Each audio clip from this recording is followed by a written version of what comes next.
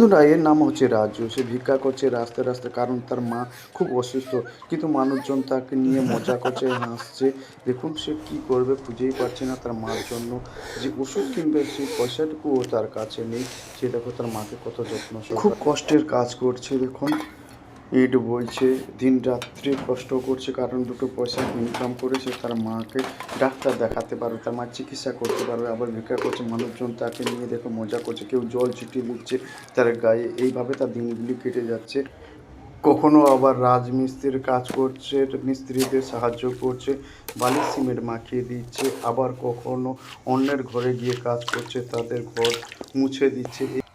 এইভাবে সে কষ্টের কাজ করে দুটো পয়সা ইনকাম করে তার মায়ের চিকিৎসা করবে। আবার কখনো কখনো সে রাস্তায় ঝাড়ু দিচ্ছে, ঝাড় দিয়ে দুটো পয়সা ইনকাম করে দুটো পয়সা নিয়ে সে ফলের ব্যবসা প্রথমে শুরু করলো, ছোটোখাটো ব্যবসা শুরু করলো।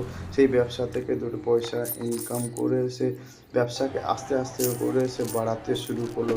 এইভাবে তার দিনের পর দিন ফুটপাতে ব্যবসা সে করতে থাকলো, কারণ সেই পয়সা দিয়ে সে তার মার চিকিৎসা করছে এবং সাথে সাথে সে ব্যবসা করছে। হতে হতে সে একদিন সে বড় কারখানার সে মালিক হয়ে যায়।